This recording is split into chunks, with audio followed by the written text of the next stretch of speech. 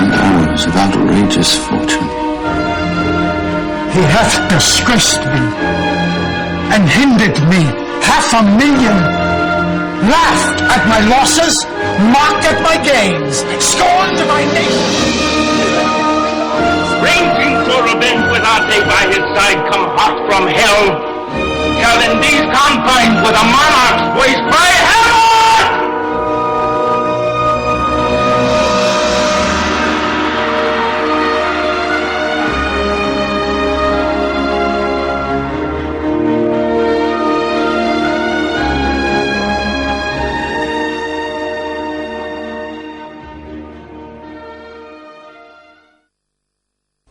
To be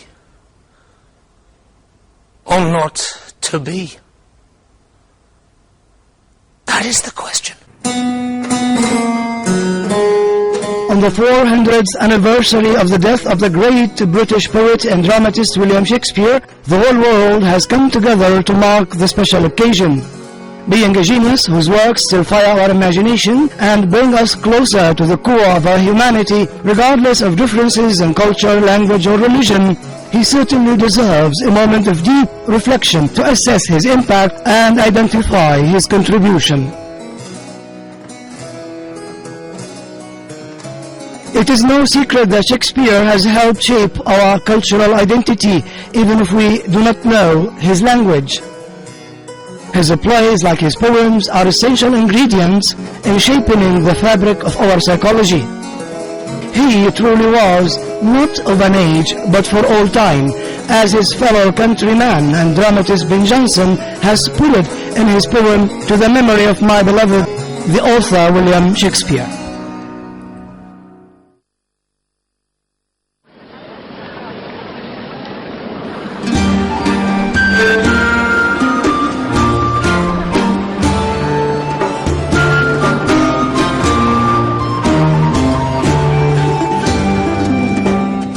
his hometown, Stratford upon Avon, every year thousands of admirers hold annual birthday celebrations.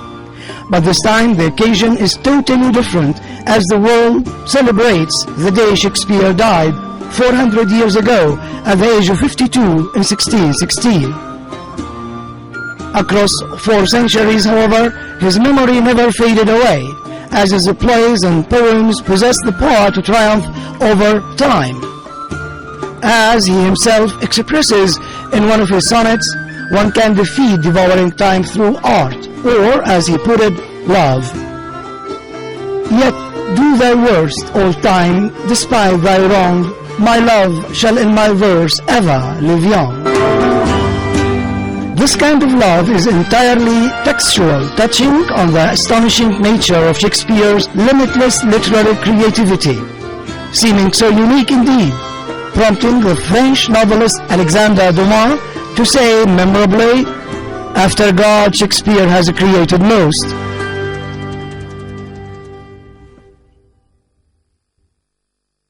Shall we have a play extended? Indeed, each of his plays tends to reveal one problematic aspect of the writer's multi-layered soul. Each poem sparks a deeper universe inside his psyche. Each character paves the way for a more complex existential question. Therefore, when one watches the parades moving through the streets of his hometown 400 years after his death, one realizes that such greatness can really never die. No writer before or since has equaled him in influence, inspiration, or universality. Although his plays have been studied thoroughly and extensively, more than even the Bible, as some would like to say, he remains an enigma impossible to solve, as the facts of his life remain hopelessly elusive. Still, this would just increase his popularity and deepen his appeal. Shakespeare's works are performed all over the world in almost every language, including Arabic. In the Arab world, for instance, many books were written about him, and several dramatic adaptations invoking his works were made. To mention just a few, Hamlet and Ophelia is Not Dead, 1968, by Moroccan dramatist Nabil Lahlo. Hamlet Wakes Up Late, 1967, by Syrian poet Mamdou Adwan. A theatre company found a theatre, 1984, by Jordanian author Nader Amran, as well as a play titled Forget Hamlet, 1994, by Iraqi stage director Jawad al-Asadi, among many others.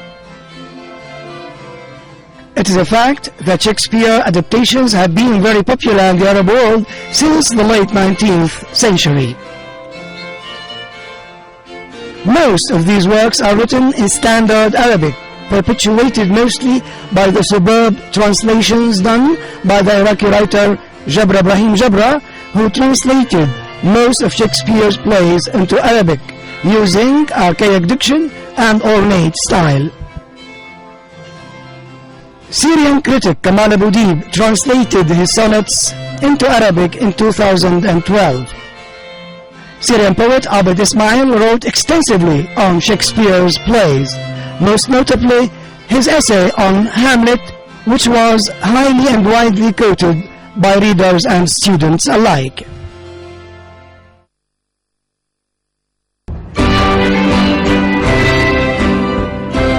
Thus, the sun which used never to set on the British Empire, but it did later, will never rest for sure on Shakespeare's art and legacy. His literary and poetic authority is beyond any doubt, delving deep in human nature and creating what might be termed a historical and literary necessity which bridges all racial, sexual, or national differences. And gentlemen in England, now Abed shall think them. Shakespeare's amazing contribution occurred at a unique moment for the English language, because it revolutionized diction, images, metaphors, and artistic phraseology. Shakespeare's dramatic style would later inspire not only British and American dramatists, but also performers and filmmakers across the world. It is an additional feature of his greatness that his plays can be absorbed easily by other cultures, which is a sign of rather remarkable humanity and far-reaching philosophical appeal.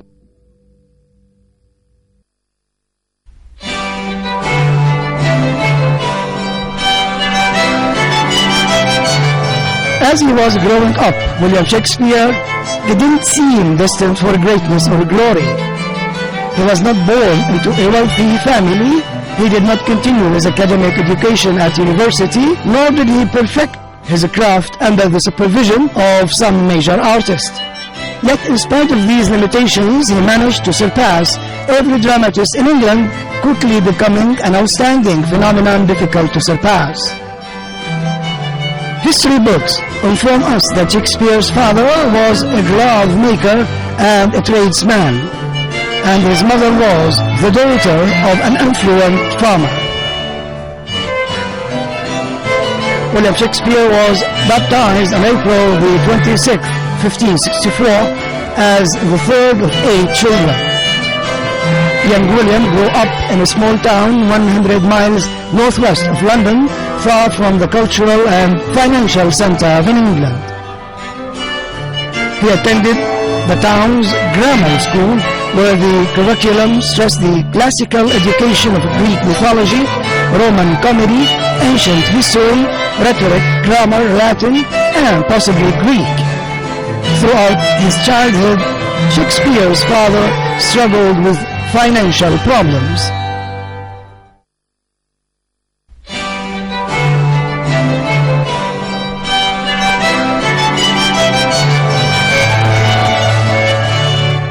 Unlike his fellow playwright Christopher Marlowe, he did not attend university.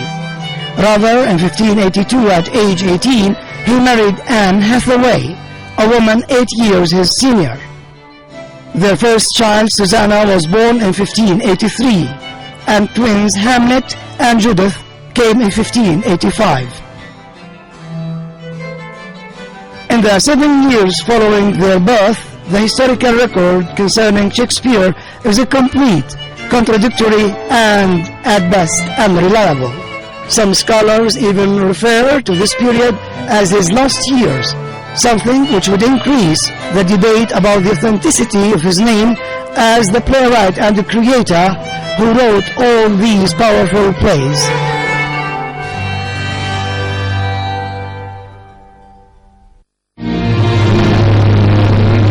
This bargain to engrossing death. His early masterpiece, Romeo and Juliet, first published 1597, introduces two young star-crossed lovers whose tragic deaths ultimately ended the bitter feud between their two families. It is the East. It was among Shakespeare's most popular plays during his lifetime, and along with Hamlet, is one of the most frequently performed plays. Today, the two characters are regarded as archetypal symbols of chaste, eternal love. The play belongs to a tradition of tragic romances, stretching back to antiquity. The play ascribes different poetic forms to different characters, sometimes changing the form as the character develops. Romeo and Juliet has been and adapted numerous times for stage, film, musical, and opera venues.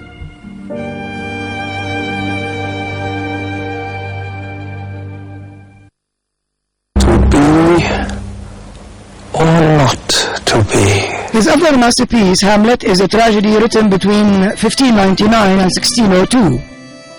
Set in the Kingdom of Denmark, the play dramatizes the revenge Prince Hamlet is called to wreak upon his uncle Claudius, motivated by the ghost of Hamlet's father, King Hamlet. Claudius had murdered his own brother and seized the throne, also marrying his brother's widow. Hamlet is Shakespeare's longest play and is ranked among the most powerful and influential tragedies in English literature, with a story capable of seemingly endless retelling and adaptation by others. The play likely was one of Shakespeare's most popular works during his lifetime and still ranks among his most performed. Its structure and depth of characterization have inspired much critical scrutiny. One such example is the centuries-old debate about Hamlet's hesitation to kill his uncle, which some see as merely a plot device to prolong the action, but which others argue is a dramatization of the complex philosophical and ethical issues that surrounded revenge, morality, and Hamlet's good conscience. What did you learn from Hamlet? The character of Hamlet, astonishing. That was another very a lot of the characters were taken out. A lot of the scenes were cut. All the scenes were cut.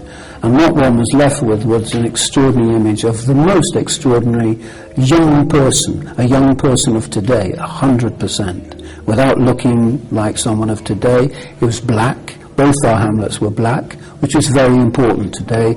It was certainly in England the first time there had been a black Hamlet. A year later, Adrian Lester was playing Henry V at the National Theatre, which was a very English part. It's the kind of holy king of England, Henry V, and he was played by Adrian Lester.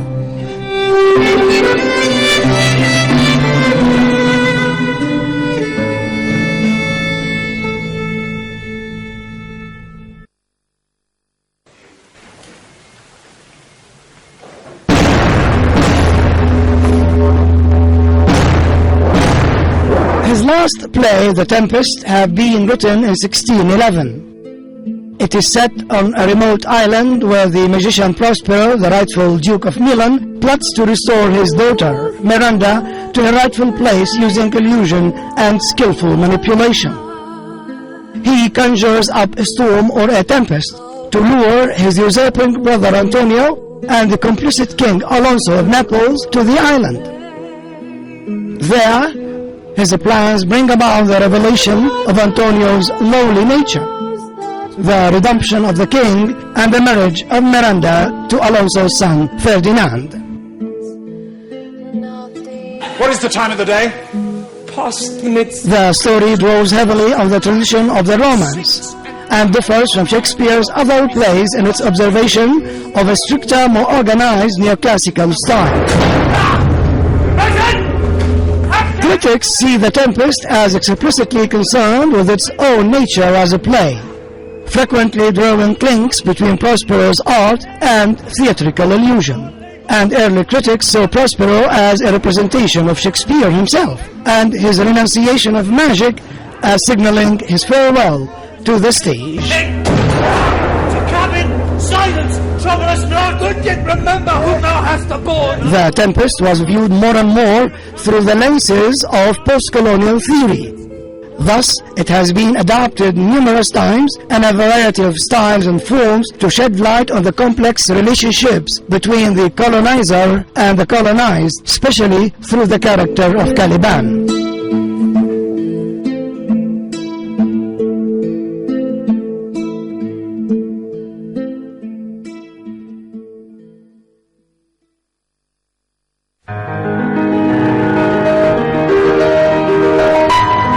As for Shakespeare's sonnets, which number 154, they tackle essential themes such as time, love, beauty, and mortality. The first 126 sonnets are addressed to a young man, the last 28 to a woman, called the Dark Lady. The sonnets were first published in 1609.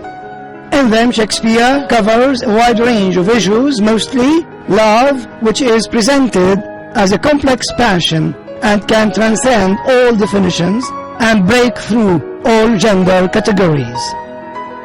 The predominant emotion is one of overwhelming, obsessional and eternal love, as in Sonnet 116.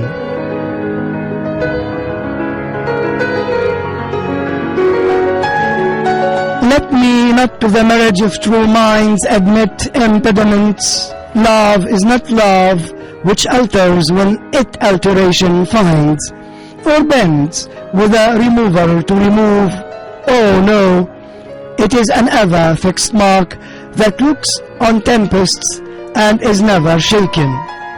It is the star to every wandering bark, whose worth is unknown, although his height be taken. Love is not time's fool, though rosy lips and cheeks within his bending sickle's compass come. Love alters not with his brief hours and weeks, but bears it out even to the edge of doom. If this be error and upon me proved, I never writ, nor no man ever loved.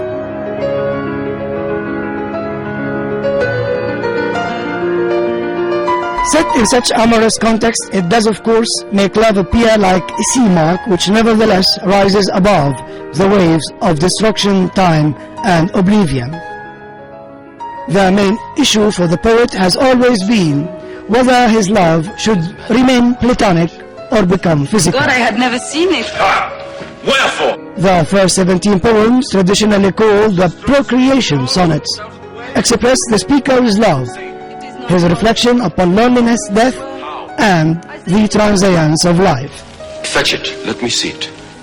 Why, so I can, sir, but I will not now. The final two sonnets are allegorical treatments of Greek epigrams, referring to Cupid, the god of love.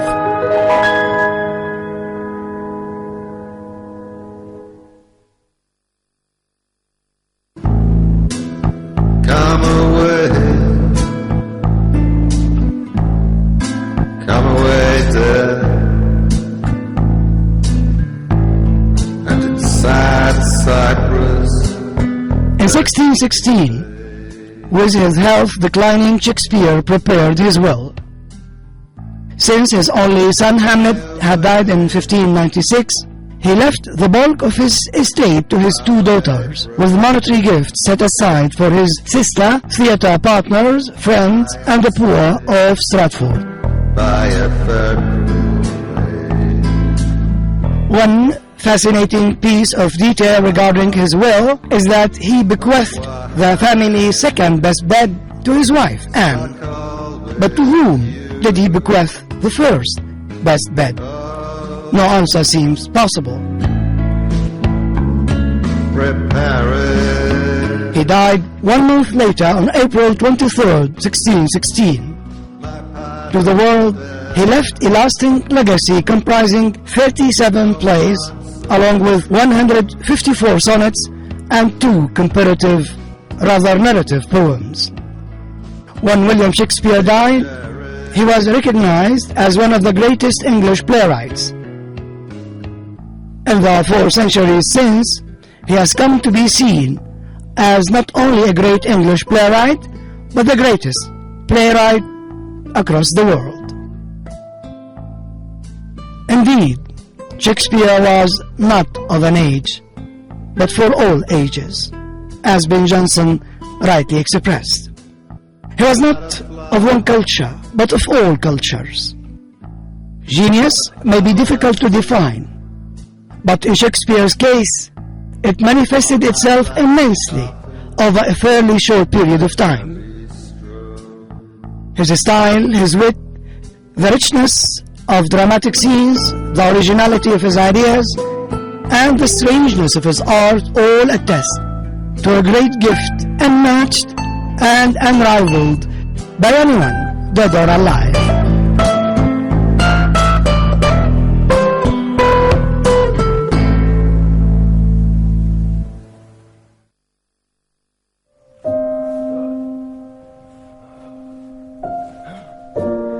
Shakespeare's great gifts are his stories or the amazingly well-woven plots, fictional or real. This feather stirs. Most remarkably, his ability to create characters and endow them with vitality, depth, and historicity.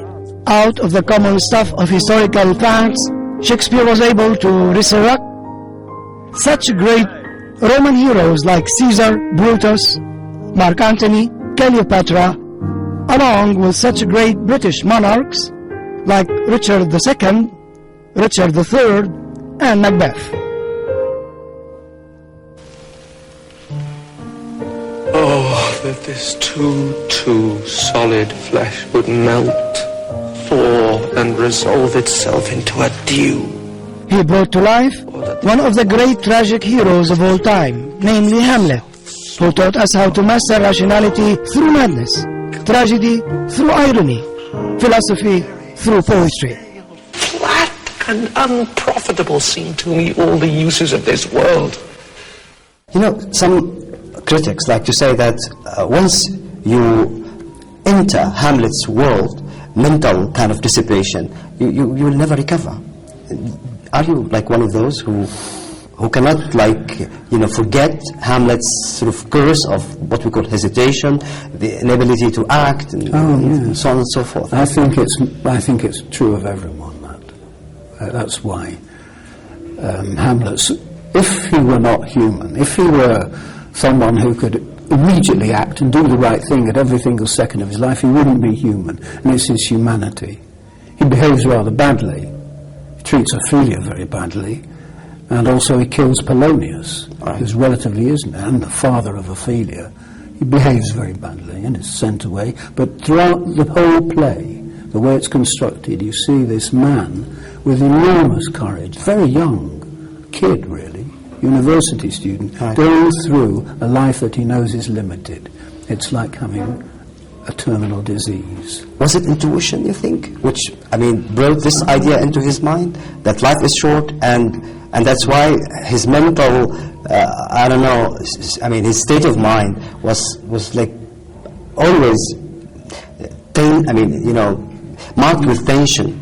I mean, there's no moment of rest all throughout the play. No. Right? I think I think it's, yes, an intuition. At the same time, someone gifted with consciousness, the awareness of the shortage of human life and the horror of it.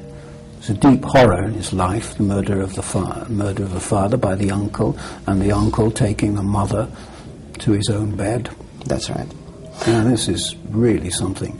Well, you don't have to go very far into one's imagination to realize just what had happened to him and understand the way he works to overcome it, and dies with enormous dignity.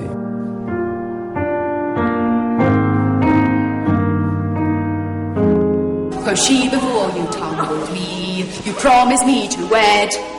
He answers, so would I have done by yonder sun. A thou hast not come to my bed. And thou hast not come to my bed.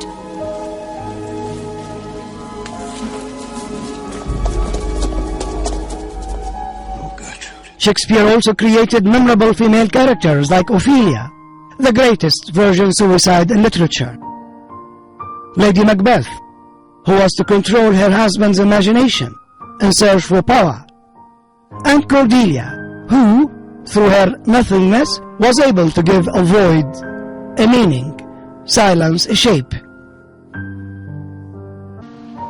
It is the cause, my soul. Shakespeare's plays reflected a theme that was very popular during his time. One inherited from the Greeks, or the Romans, or the Arabs, as in Othello, whose jealousy summed up a deep-rooted Oriental predicament, often leading to self-destruction.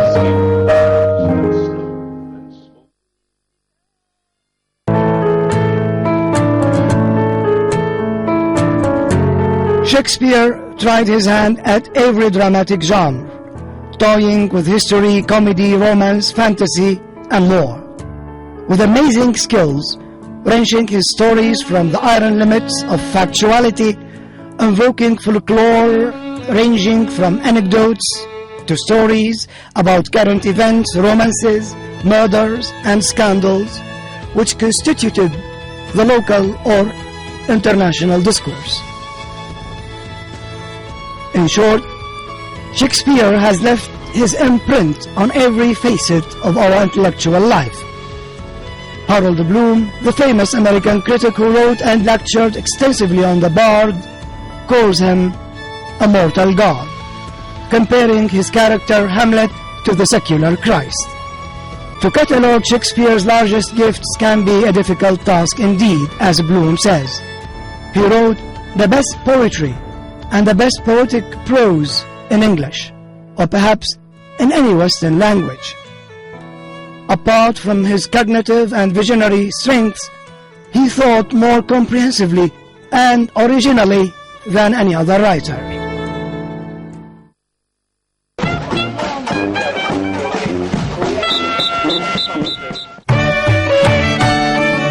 Although he has been dead for 400 years, still whenever we dig up for a proverbial phrase in conversation or literary discourse, we are more likely to discover his touches and swerves.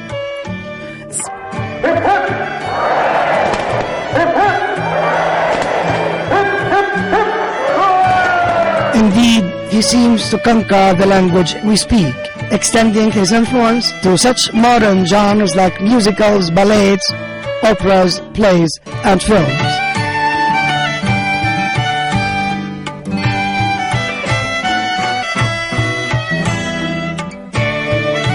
In the stories and characters he created, we see reflected our essences as a human beings, both at moments of our great strength as well as at moments of our great weaknesses. Indeed, Shakespeare is not for an age, but of all ages.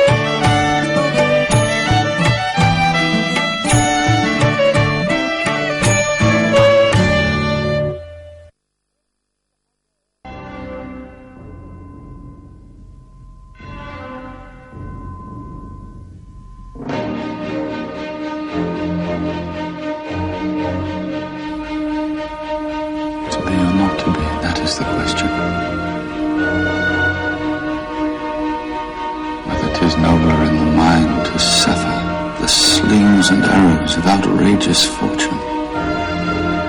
He hath disgraced me and hindered me 500,000, laughed at my losses, mocked at my gains, scorned my nation. Ranging for revenge with Ate by his side, come hot from hell, shall in these confines with a monarch